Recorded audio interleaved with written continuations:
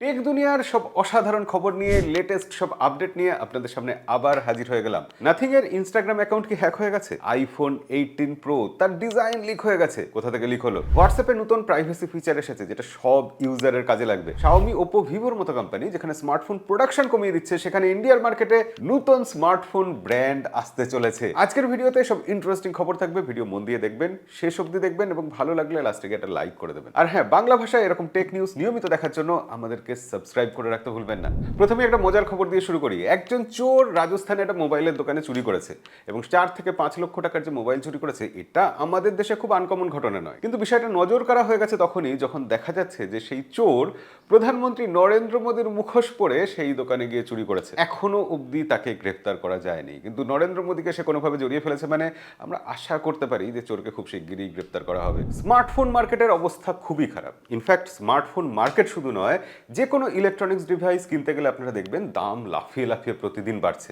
কারণ স্মার্টফোন তৈরি করার খরচ বাড়ছে। র্যাম, স্টোরেজ, প্রসেসর এসব বানানোর খরচ তো বাড়ছিলই। এখন পিসিবি বোর্ড তৈরির কোম্পানিগুলো এআই এর জন্য তাদের বিভিন্ন কম্পোনেন্টের দাম বাড়িয়ে দিচ্ছে। শুধু তাই নয়, কুলিং সিস্টেম তৈরি করে যারা কুলিং কম্পোনেন্ট বানায়, সেই কোম্পানিগুলোর কাছেও এআই কোম্পানিরা যাচ্ছে এবং রেজাল্ট হিসেবে আমরা দেখতে পাচ্ছি যে প্রতিদিন স্মার্টফোনের দাম বাড়ছে। ডেটা সেন্টার তৈরি হচ্ছে চারিদিকে। এআই ইন্ডাস্ট্রির প্রভাব ইলেকট্রনিক্স মার্কেটে প্রতিটা গুরুত্বপূর্ণ কম্পোনেন্টের উপরেই পড়েছে। তাই শাওমি, ওপো, ভিভোর মতো বড় বড় ব্র্যান্ড তাদের উৎপাদন 30% মতো কমিয়ে দিতে বাধ্য হচ্ছে, কারণ স্মার্টফোনের দাম যেভাবে বেড়ে গেছে, সাধারণ মানুষ সেই স্মার্টফোন কিনতে অতটা চাইছেন না। খুবই স্বাভাবিক, বিশেষ করে আমরা ভারতীয়রা যখন ভ্যালু ফর মানি স্মার্টফোন খুঁজি, সেখানে যে স্মার্টফোন আগে 10,000 টাকায় পাওয়া যেত, সেই স্মার্টফোন এখন 20,000 টাকা দিয়েও পাওয়া যাচ্ছে না। কিন্তু এই সময়, এই দুর্যোগের সময়ও একটা ইন্ডিয়ান ব্র্যান্ড স্মার্টফোন মার্কেটে ঢুকতে চলেছে। ফায়ারবোল্টের কথা বলছি। তারা নতুন একটা স্মার্টফোন নিয়ে আসবে।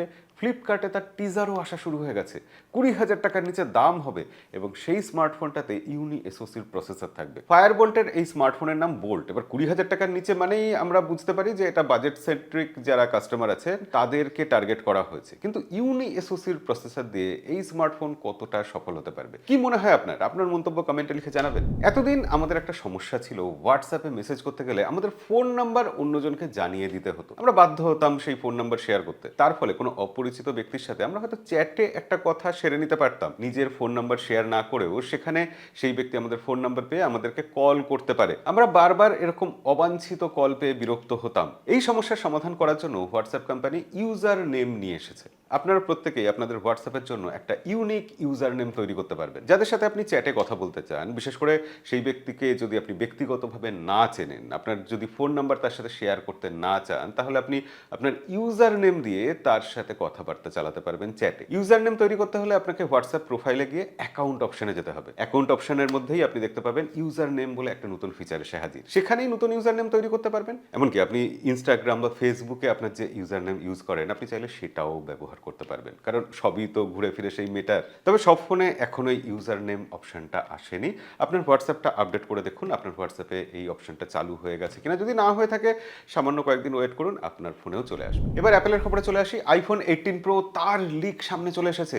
এটা একটা বিশাল বড় ব্যাপার, তার কারণ অ্যাপেলের প্রোডাক্টের লিক সাধারণত আগে থেকে বাইরে আসে না, কিন্তু ইদানিং এই ঘটনাটা দেখা যাচ্ছে। আইপ্যাড প্রো M5 এটা লঞ্চ হওয়ার আগেই তার লিকস বাইরে চলে এসেছিল। মানে সেটা লিকস বললে কম বলা হয়, আনবক্সিং ভিডিও সামনে চলে এসেছিল। এবার আইফোন 18 প্রো এর ড্রপ টেস্টের ভিডিও কোনো একটা অজানা অ্যাকাউন্ট থেকে টুইটারে পোস্ট করা হয়েছে এবং সেটা কিছুক্ষণ বাদে আইস ইউনিভার্স নোটিস করেন এবং তিনি সেটাকে রিপোস্ট করেন। সেখানে দেখা যাচ্ছে যে আইফোন 18 প্রো অনেকটা আইফোন 17 প্রো এর মতোই দেখতে লাগছে, খুব বিশেষ কিছু তফাৎ নেই।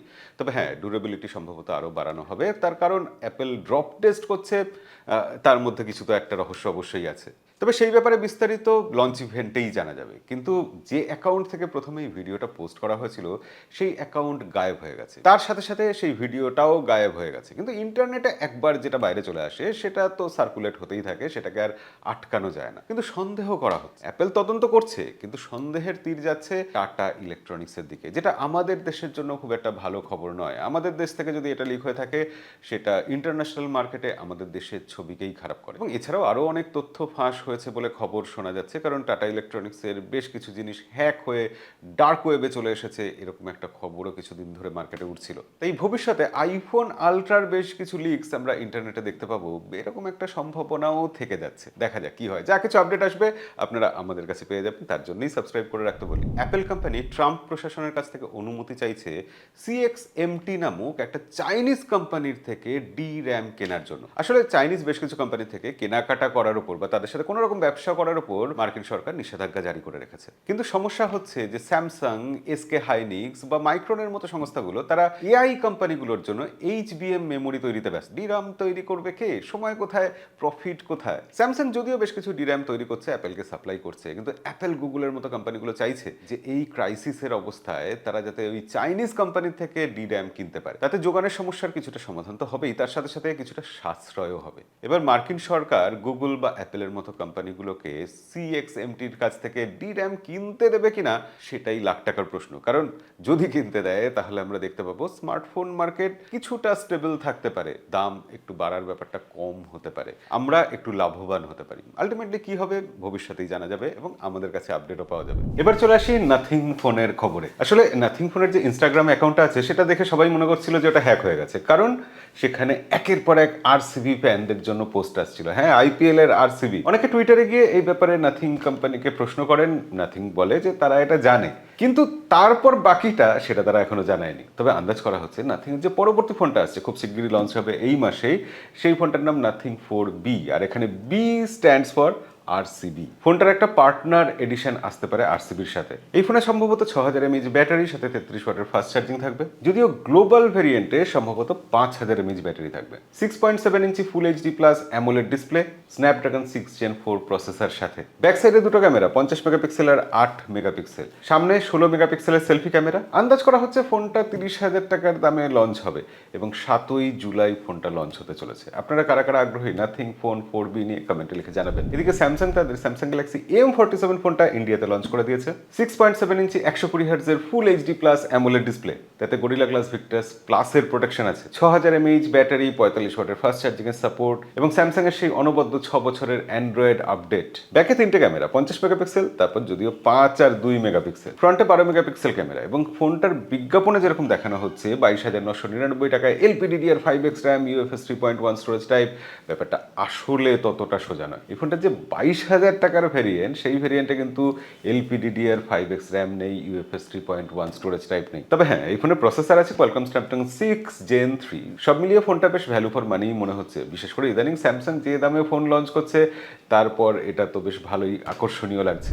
আর লাগবে নাই বা কেন, অ্যাপেল যেভাবে তাদের বিভিন্ন প্রোডাক্টের দাম বাড়িয়ে দিয়েছে, অ্যাপেল আইফোন ছাড়া প্রতিটা প্রোডাক্টের দাম গ্লোবালি বাড়িয়েছে। তবে হ্যাঁ, ইন্ডিয়াতে যেভাবে দাম বাড়িয়েছে অন্যান্য দেশে মনে হয় এতটা বাড়ায়নি। আমেরিকাতে যেটা $200 বেড়েছে, ইন্ডিয়াতে সেটা দেখা যাচ্ছে 40,000 টাকা দাম বেড়ে গেছে। আইপ্যাড হোক বা ম্যাকবুক, অ্যাপেল টিভি হোক বা হোমপড, অ্যাপেলের প্রোডাক্টগুলোর দাম 50% অবধি বেড়ে গেছে, কিন্তু আইফোনের দাম এখনো বাড়েনি। আইফোন 18 একটু বেশি দামে লঞ্চ হবে আমরা জানি, টিম কুক সেটা বলেও দিয়েছেন, কিন্তু মনে করা হচ্ছে যে এই অ্যামাজন বা ফ্লিপকার্টের যে সেলগুলো আসছে তারপর আইফোন যেগুলো এক্সিস্টিং মডেল আছে সেগুলোর দামও আলটিমেটলি বেড়ে যাবে। তাই কারোর যদি অ্যাপেলের প্রোডাক্ট কেনার ইচ্ছে থাকে আপাতত একটু হোল্ড করে যান, আর আইফোন কেনার ইচ্ছে থাকলে এখনই কিনে ফেলুন। আজকের শেষ খবর GTA 6 নিয়ে। GTA 6 গেমটা তৈরি করতে $2 বিলিয়ন খরচা হয়েছিল। একটা গেমের জন্য কোনো কোম্পানি যদি $2 বিলিয়ন মতো টাকা খরচা করে, তারা কত প্রফিট আশা করছে কি মনে হয় আপনার? আপনাকে আন্দাজ করতে হবে না, আমি বলে দিচ্ছি। আমরা এর আগে টেক নিউজে বলেছিলাম যে 25 তারিখ থেকে প্রি অর্ডার শুরু হবে